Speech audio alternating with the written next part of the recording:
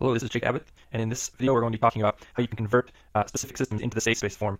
And we're also going to talk about if you're given a set of differential equations already, how you would convert those into the state space form.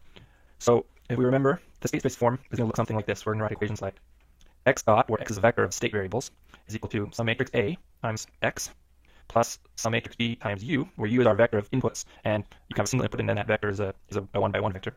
And then y, which is a vector in general, equals cx plus d u, where y is our vector of outputs, and again, if we only have a single output, then y is a scalar, but in general it's a vector. So this is the state space form that we're going to try and get to. And let's begin by considering a really simple mechanical system. So we're going to consider a mass, m, and this mass is flying through space, and we have some force that's going to be our input. And when we apply force to a mass, it accelerates. And so we can think of this mass doing a lot of things. Its output, we can think of it as an acceleration, we can think of it as a velocity, we can think of it as a position, and all of these things may be of interest to us. And so let's say, for instance, for our first go, let's say our input u is the force, and let's say our output y that we're concerned with is just a scalar, it's just going to be one of our variables, and let's say it's the position that we're interested in. So y is position and u is f, and we have to figure out how to turn this system into a state space form. So what we need to do is we need to write down all of the governing equations that we have for this system. And for this system, it's actually a pretty simple governing equation. We have F equals ma, Newton's second law. So force equals mass times acceleration. So we have an equation that relates our input to acceleration through the mass, but we don't care about acceleration, we care about position. But of course, we know that acceleration, velocity, and position are all also related to each other through differential equations. So we know that acceleration is really nothing more than the time derivative of velocity. And we also know that velocity is nothing more than the time derivative of position. So the question is, how far do we want to go with this? And what we need to look at is we need to realize, okay, ultimately, we want an equation y equals c times x plus d times u. And in this case, the y we're interested in is position, and our u is force. So we're going to have an equation that's something like position equals c times our states plus d times force. And so if we know we need position here, then we know position has to show up in our state vector. It needs to be one of our states. And the C matrix is just going to pass that state through here. So we know that we need P to be a state. Okay, so I'll write that down. Need P to be a state. But when you look up at the x dot equals ax plus bu equation, I mean, what effectively defines a state? A state is a thing for which we have a time derivative equation. I mean, x dot, and here's x. And so everything that's a state, we need a differential equation, a first order differential equation for it. So if P is a state, then we need an equation for P dot. Well, that's exactly what we have. We have this equation, P dot is equal to V. So we've now gone far enough with this model in order to start packing it into state space form. So we have this one equation that P dot is equal to V, and we have this other equation that V dot is equal to A. But what is A equal to? A is equal to F over M. And so now we're to the point where we have two first order differential equations, no second order differential equations, which is good because the state space form wants us to have a set of first order equations. And we have those two first order equations, which are for P dot and V dot. We have them only a function of P and V. There's actually no P here at all, but there is a V, and the input, F. So we're now ready to actually pack this in state space form. So I'll do that right here. And so we can write that P dot V dot, so this is effectively our x dot equation, is equal to, and we're going to have some 2x2 matrix times our state vector, PV. And then we're going to have some 2x1 B matrix times our input, F. So we're ready to pack these into this form. So before I actually start doing that, how did I know that this was a 2x2 matrix and this was a 2x1 matrix? Well, the A matrix is always square, and it's an n by n matrix where n is the number of states. So once you know you have two states, you know A is a 2x2 matrix. How did I know B is a 2x1 matrix? Well, it's an n by p matrix where n is the number of states, so I know it has two rows, and p is the number of columns, which is equal to the number of inputs, which is 1. And so as I pack this into state space form, I have P dot is equal to something times P plus something times V plus something times F. But I have this very simple equation P dot equals V, so that's simply a 0 and a 1 and a 0. P dot equals V. And then V dot is equal to F over M. So I put a 1 over M here, and then 0's here. Now, for this trace that I made, I happen to choose a state vector like this. I chose basically my state vector x equal to x1, x2. And how did I choose the states? I chose them as P, V. Now, that was a choice I didn't have to make. A completely valid choice would have been to say, I want my x vector to look like VP. And if I would have done that, it would have reversed the form of this matrix. So I'm going to do that in just a second. But before I do that, I want to finish out the C and D matrix here. So what I've effectively done here is I've given you the x dot vector, I've given you the A matrix, the x vector, the B matrix, and the U vector, which is F. So we still need our equation y equals cx plus du. So our y is just P, and that's going to equal some 1/2 matrix times PV plus some 1/1 matrix times F. And this is very simple. P equals P times something plus V times something plus F times something. So it's really simply just 1, 0, 0. And at the same time, logic is choosing the sides of A and B. My C matrix I knew was 1/2 because I had two states and I had one output. My D matrix I knew was 1/1 because I had one output and one input. So this is the formulation if I choose my state vector to be PV. What if instead I would have chosen my state vector to be VP? It's a completely valid choice. It's totally arbitrary. If I were to do that decision, what I would get is a different state space formulation that looks like this. I would have V dot P dot rather than P dot V dot is equal to, now my states are structured as VP rather than PV, and so everything's kind of going to get moved around. And so this formulation ends up looking like this. This is 1 over M and 0, and then my output P is going to look like this is still a 0, but now this looks like 0, 1. Now, I want you to compare, if you need to rewind the video, do that. I want you to compare these forms and realize that before, this matrix was structured as 0, 1, 0, 0. So it's not as simple. It's not as simple as just swapping the rows. It's more complicated than that, so don't make the mistake of just swapping rows. So in this case, we had our mass flying through space, and we considered position as our output. What if instead we would have looked at our input being force, same as before, and our output being velocity, not position? How would that have changed this problem? So in that case, we would have had still the equation F equals ma, and we still would have had the equation that acceleration equals v dot, but there would have been no need to invoke a position equation. It's completely unnecessary. We're interested in v. We have an equation for v dot here. We have an equation that maps our input force to our acceleration, so we would never even need to invoke p at all. So in this case, we already have an equation for v dot. So if v is a state, we have the equation for its time derivative, and since our output is v, we know that we need v as a state, so we're already done here basically. So we can start writing v dot is equal to some variable times v plus some variable times f, and then our output, which is v, is going to equal some variable times v plus some variable times f. So our A matrix now becomes very simple, right? We have v dot is equal to A, but A is equal to f over m. So we have v dot is equal to f times 1 over m plus 0 times v, and our output equation is totally trivial. V is equal to v. And so we have a really, really super simple A, B, C, D. They're all scalars, and they're really simple. So this state space form is going to exist from many systems, and sometimes they can kind of be trivially simple. So the kind of remaining question is, what if it would have been even simpler? So what if our input was still force, but our output that we were interested in was acceleration? Well, in that case, we have this really simple equation to solve for acceleration. It just equals f over m.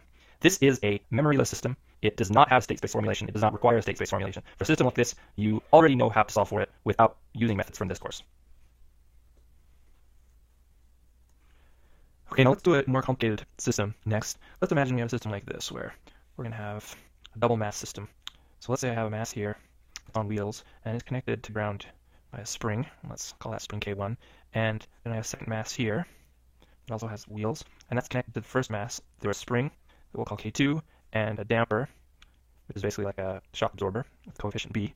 I'm going to describe the position of the first mass. Let's just make these unit masses, mass of 1 kilogram, just to make the math easier. And the position of this first mass is described with respect to ground by x1, and then the position of this second mass is described with respect to ground by a variable x2, and I have a force that I can apply as my input. And I'm going to push and pull on this mass, which will effectively push and pull on this mass, and they'll act in a very coupled way together. Now, this class isn't a system modeling class, so we're kind of going to be going under the assumption that if you have a complicated system, you know how to model it, and most people would have taken some sort of class on system modeling before this, so I'm going to make that assumption.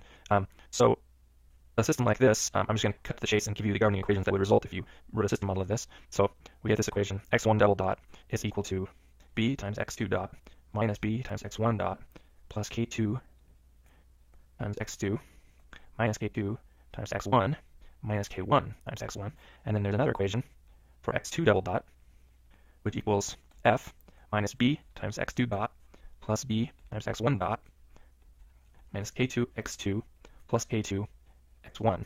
So we have these two second order differential equations. We have double dots in both of these equations. We want this in state space form, so we wanted a set of first order differential equations. We start input showing up in one of the two equations, but not showing up at all in the other equation. And we have all of these variables. And the question is, how do we take a set of equations like this and convert them into state space form? So the first thing I want to do is I want to say, normally we write our state space form as x dot equals ax plus bu, but in this case, we've chosen our variables of interest as x's already, and so if we use x as our state vector, we're just going to get confused. But remember, x isn't special at all, so I mean, let's just look for a form like this. I'm just making a new variable. Z dot equals az plus bu, and y equals cz plus du. So it's the same state space formulation, I'm just using a z instead of an x, and it's going to make my life easier, and I won't get confused when I mess these x's up with these x's if I were to use x's. So, and let's consider a case where the output y I'm interested in here is actually a 2 by 1 vector, unlike our previous examples. So we have a y1 and a y2. And let's say the two things I'm interested in are x1 and x2, in that order.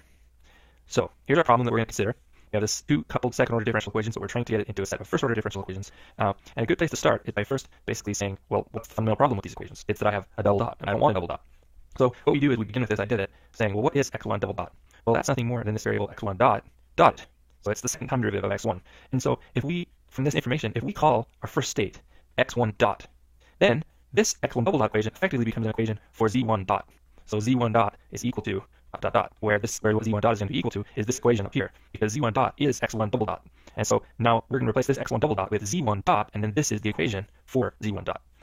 And so we have this z1 double dot, and then we're going to do the exact same thing with x2 double dot. We'll call that variable z2. So we're going to have that x2 double dot is nothing more than this variable x2 dot, time derivative of it, so x2 dot dot.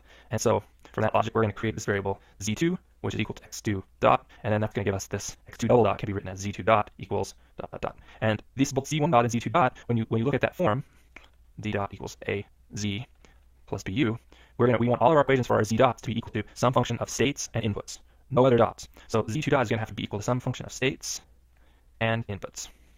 So that's what we're going for here. So if we look back at our equations from the previous slide, we have two equations, an equation for z1 dot and an equation for z2 dot, and those are functions of x1, x2, x1 dot, and x2 dot. So all of x1, x2, x1 dot, and x2 dot must all be states, and f is our input. And so we've already assigned two states. We know that x1 dot was a state, and we call that z1. We know that x2 dot is a state, and we call that z2. So the only thing left is x1 and x2. So let's call our third state x1, and let's call our fourth state x2. And now we've accounted for all of our states, and also by this logic of the state space formulation, a state is a variable for which we have a first order differential equation. So if z4 and z3 are states, then there must be equations for z3 dot and z4 dot. So z3 dot, which is going to be equal to x1 dot, because z3 is equal to x1, but what is x1 dot? That's z1. We define that as z1. The same thing goes for z4 dot, which is equal to x2 dot, but we just above here called that z2. So now we can go plug in, these equations are very simple. Now we can go back to our original system equations, and we can plug in there. So I'll write them in right here, give myself a little room. So I have this equation for z1 dot, and this is, remember, the equation for x1 double dot. So it's equal to b times z2 minus b times z1, I'm just plugging in here, plus k2 times z4 minus k2 times z3 minus k4 times z3. And then I have the equation for z2 dot, which is just plugging into the equation for x2 double dot from the previous slide, is equal to f minus b times z2 plus b times z1 minus k2 times z4 plus k2 times z3.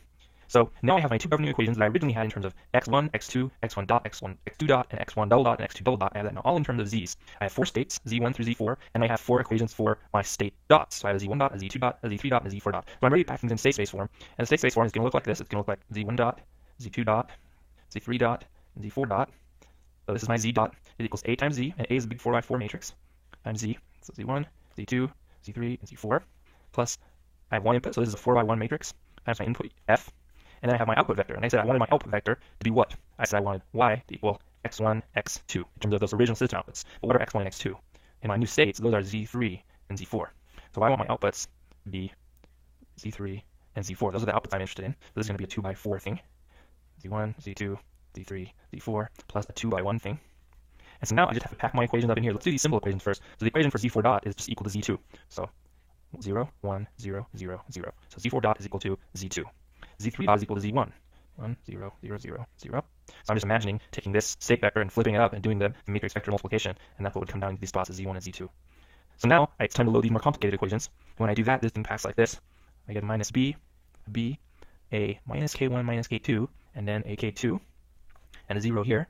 And then I have a b, a minus b, a k2, and a minus k2 in this column, and a 1 here. So I now have my A matrix and my B matrix fully established, and then my outputs are really simple, z3 and z4. So that looks like 0, 0, 1, 0, and 0, 0, 0, 1, and 0, 0. My outputs are simple mappings of two of my four states. And we're done. We have an A, B, C, and D matrix, and this is a perfectly well-defined state space formulation. Just the same as with the simple mass problem we considered earlier, this isn't a unique representation. We could have called these variables z3 and z4, for instance, and then our other equations would have been z1 and z2, and you would have had these rows kind of all mixed up. You'd have the 1s and 0s up here, and you'd have these b's and k's down here, and that's a completely valid solution as well. And we'll find that in the future that the basic system properties which are locked up in these matrices don't change when you change those formulations. So there's a little bit of freedom here. You don't have to always get your answers exactly like maybe your fellow students' answers.